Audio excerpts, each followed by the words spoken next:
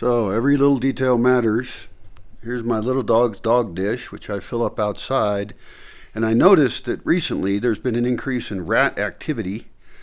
And at night, I don't see them normally. Sometimes I have. One walked right by my bed on the rock wall before. That rock wall. And I noticed that the food's getting eaten up a lot faster than it used to. And that bothers me because it means I'm feeding rats. I'm leaving food out for rats, which is just one more reminder that every single detail in any system really matters a lot. Of course, it's an architectural problem with the building not being very well sealed. It's a problem that I've not addressed the rat issue. And so, I do have poison for them, which I don't like to use. I also have a bucket trap, which might work magically.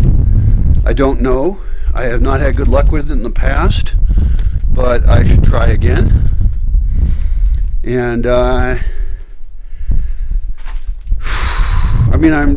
just exhausted with all the details of living. Everything is complicated. I've got too much stuff. I've got too much space. And I don't have anybody to really run anything. So I know it's probably pretty easy to criticize me for not having all my shit together, and many people are quite rude in the comments, of which I delete. So I don't know what the point of people making rude comments is, actually. It doesn't get them anything. It just shows me that there's dumbass fucks out in the world that are poisoning it and making a shithole. So in my situation, I'm just overwhelmed, and I have so many things I have to do, both outside physical things, inside cleanup things, online things, all the stuff I have to do to make this place function, and nobody I really trust that has time or interest in doing that. So that's a difficult problem to solve. I have to fix solar. I don't have a vehicle. It's just problem after problem after problem. And a lot of people make comments where they clearly don't understand my problem set, which isn't really their fault. I mean, how would they? They just say stuff like, we'll just get some delivered, or, whatever magic solution, because they're speaking to me from the city. They're speaking to me from a place where they have a lot more resources than I have, and they have a lot more options to do things. They probably have a lot more support system, and it's just extremely hard to get anything done here. So I don't know. I guess I would request sympathy for that situation that I've created myself. I'm not asking for, actually, not sympathy, empathy. I take full responsibility for the fucked up world I've created here, but also it's an amazing world that's really excellent. And I don't take responsibility for people being kind of assholes. Like I get a comment I deleted. It says, nobody can own land, and you're going to learn that. And I don't know, that's the tone of voice I read it in.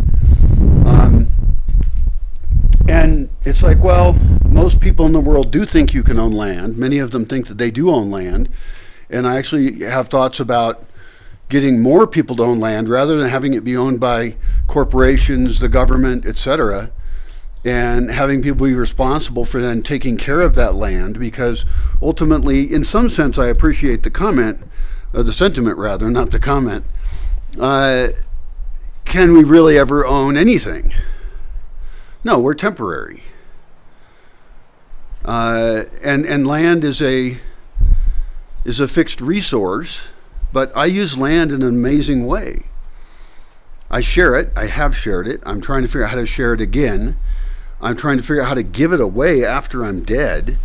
That's not exactly evil capitalist thing, And so I get a little tired of, I don't know, it makes me want to take all my videos down, to be honest. It makes me just want to disappear. I have friends that don't have anything online at all. Not in any public forum. That seems highly intelligent to me.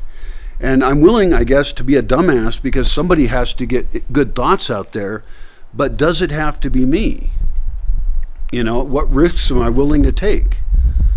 I mean, I've gotten threats, real threats, and I've had problems with people showing up here. And I've had people, when I was hosting people, do really nefarious shit that damaged my reputation, and that could damage my security and life. I can't have people here that are going to be fuckwads. It's simply not an option. And living in a forest without a lot of resources, it's a delicate space in many ways, and people are delicate within it. I mean, I don't like people that do things that cause me to have to drive them to the hospital, because they ate a plant that wasn't approved for them to eat, because they somehow think nature is nice or something, or they do a sport thing that gets them injured, and I have to run them to the hospital because they got a big gash in their leg. I've been lucky on that. Like, it's dangerous to let people into your life. And the worst kind of people are the ones who are the most pushy about it. Luckily, they kind of identify themselves. They out themselves as being total assholes by commenting really stupid shit.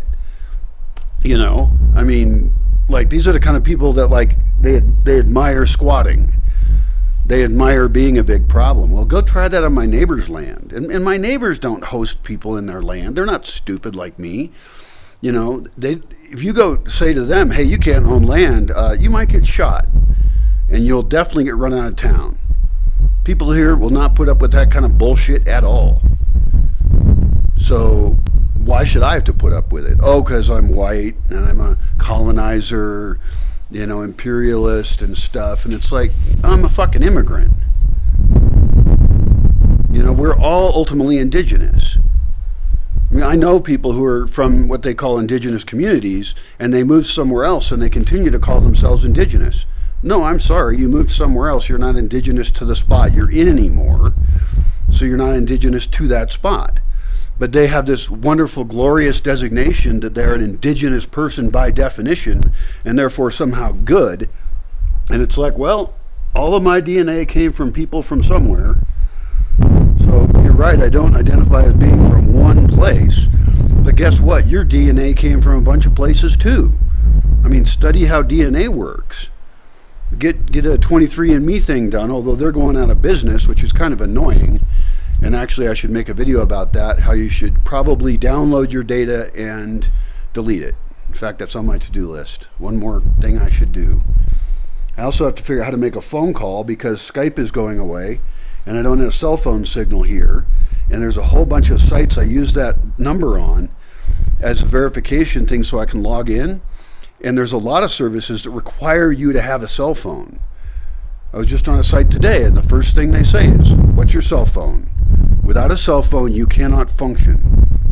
That's a serious problem in civilization, and it's really a software design issue and it's an accessibility issue where they're saying you have to own one of these devices or you don't get to play with us at all. You don't get to use our software. You're going to be a client. And I would like those kind of businesses to get weeded out. Like, figure out a way to serve people. You can figure out a way to serve people the functionality of your software and not demand that they own a kind of expensive device that many of my friends, by the way, don't have. I live in a fairly impoverished area, and plenty of people do not have any kind of cell phone at all. It's not uncommon. And even in town, signal's really bad. And there's other people who are getting, connections to fixed wireless, or I did see one Starlink dish in town, a town of about 400 people, and there could be a couple of others, but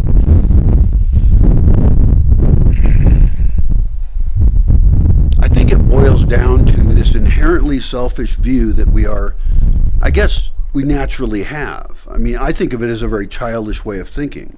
Like, children are extremely egocentric. They think things all revolve around them, and they're not really aware of the rest of the world.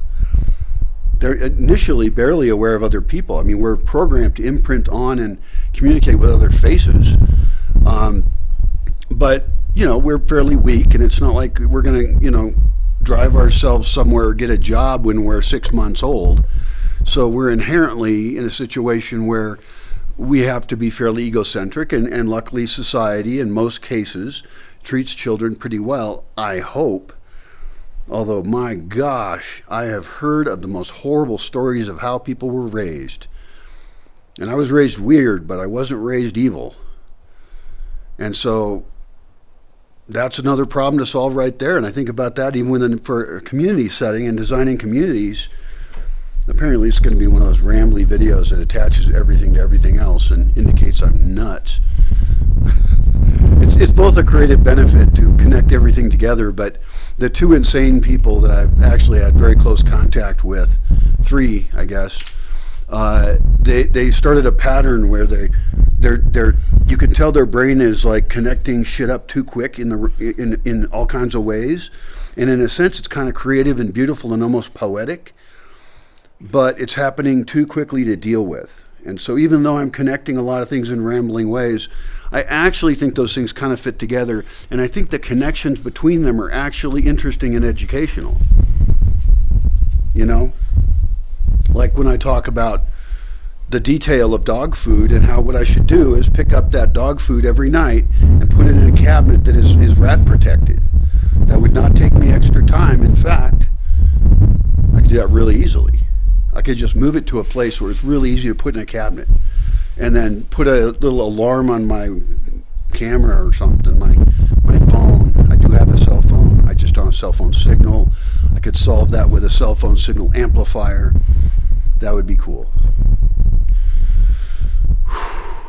Oh, and by the way, just since I'm rambling anyway, I did find out here in the dog water, I found a little mouse that unfortunately fell into the water. Poor guy.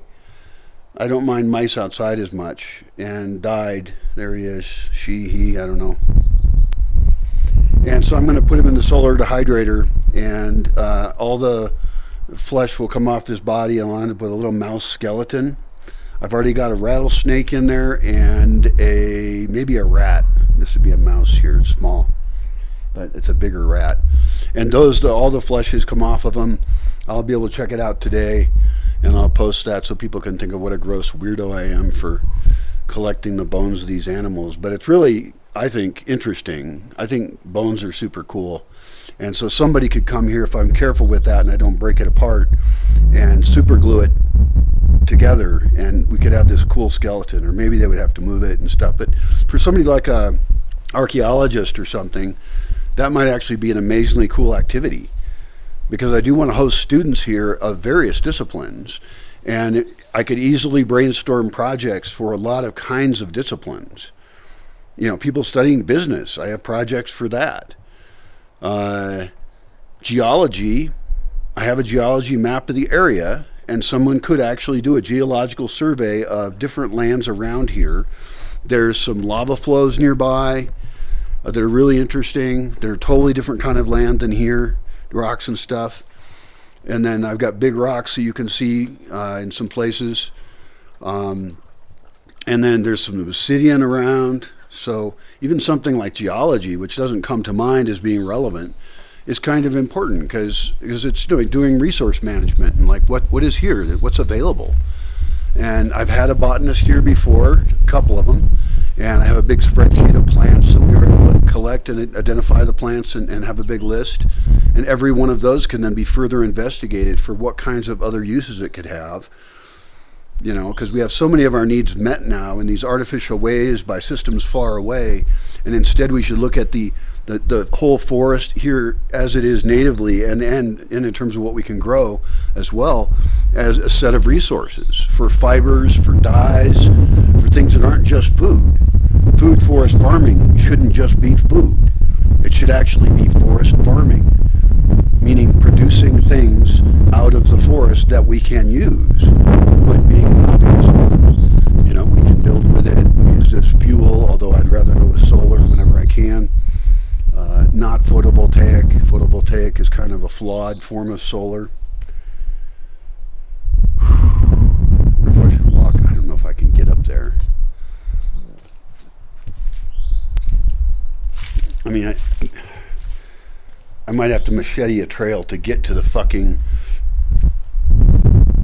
dehydrator. Alright, let's take this mouse up there. We'll try. That's all we can do is try.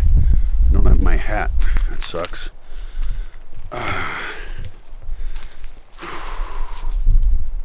that full gasoline there? No way. That'd be great. A little bit of gasoline. Well, that's better than no gasoline. I don't actually need a lot yet. I could walk to town and get one thing I want that's small. I didn't feel like doing it today. The thing is, on these town walks now, this time of year, I mean, look at the sun. It's just like, it's just viciously bright out here. So, not even really wearing real shoes. I have slippers on.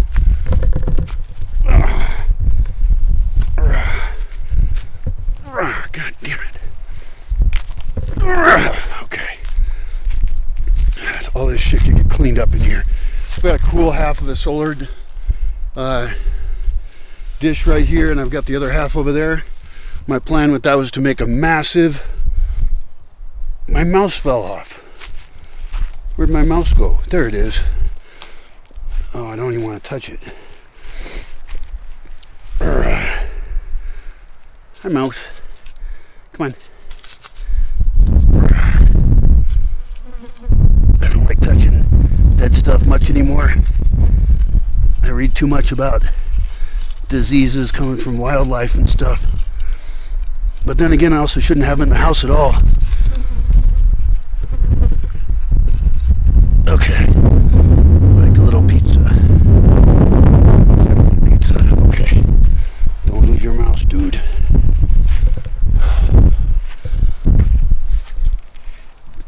Okay. Alright, that's there. We check in here, and there's the other skeletons right there. Yeah, they're definitely going to have to get glued apart, or glued together, because it looks like probably mice have been in here. See, that's a very bad attribute that mice can even get into this. But that's the skeleton of a rat, and back there, a rattlesnake. Isn't that cool? I like that kind of stuff. And I actually have some bigger animals that I have in buckets, and I haven't seen them forever. And so those skeletons are also available. God damn it. Why is everything so fucked up? I need like teams of people doing all sorts of cool shit to make this place even habitable. And I can't really invite people until I get to some level of habitability. And I don't trust anybody. That's a big set of problems right there. That's not a good sign. Let's move that gasoline. Use it up. Because that's one of the things that's going to determine when I go to town. Is I need to have 3 empty gasoline containers. And that will last me for a long time. Also, I should be measuring how much gasoline I'm actually burning. Because I'm not entirely sure. And it's really bad to be ignorant about something like that. Okay, I've got probably 13 to 14 gallons of gasoline. That's actually pretty good for me.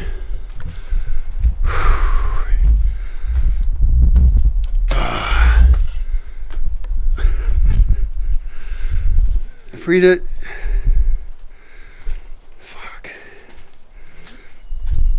maybe I'll drink some coffee. I bought coffee a long time ago, some weeks back, at least, and I haven't even made a cup. That might be a good luxury thing. I'm not going into town today for a couple reasons. One is that if I go into town, I generally get a beer, and more than one, and that is really not that healthy a thing. Hey, come here. I want to show you something.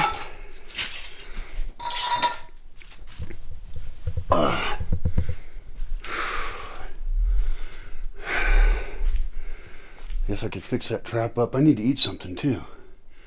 See, I just don't take care of myself in any way at all. It's a really bad habit. But at least I'm getting videos put up. That's a good thing. And I'm learning how to do it better, like ways to increase views. But if I don't walk, then I'm be in bad shape. So what kind of walking can I do? And I used to go on hikes, right? Like difficult hikes with my GPS to places and find out what's there, like in cool ravines and stuff. But walking alone in difficult conditions is actually dangerous. Like I could easily sprain my ankle or fall down and do worse. And so it just isn't safe. So I guess I could just get in the habit of walking the really long walk into town, but it's so hot by the time I'm headed back. Maybe if I got in the habit of this would work. This would work. Got in the habit of getting out really early and not even buying any beer, like before stores are even open. Just as soon as it's light out. I'll do this. This will be on tomorrow's agenda. I'll get out at the very first, as soon as I'm able to walk outside in the light. And, I'll shut down whatever computer dumb shit I'm doing because it won't matter. And I'll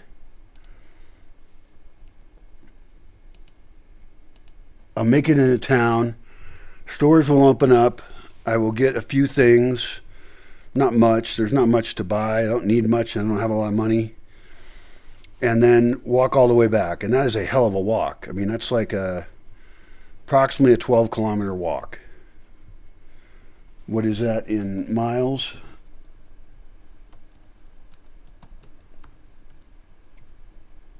$12 km to miles. That is a 7.4 mile walk. That's a pretty good walk. Like, that's not a joker walk. And so if I was able to do that regularly, then I could still walk this time of year. And I could still get back in time to then get some shit done. I could make videos on the way down and up and have topics on my little notebook. So I think that would work. 7.45. So really, it's 7.5 miles is what it is. And also you walk around in town. So it could go even up to 8. So it's 7.5 to 8 mile walk. 3-4 times a week would be fine. And I think that would be enough exercise. And then I can take 2 days off.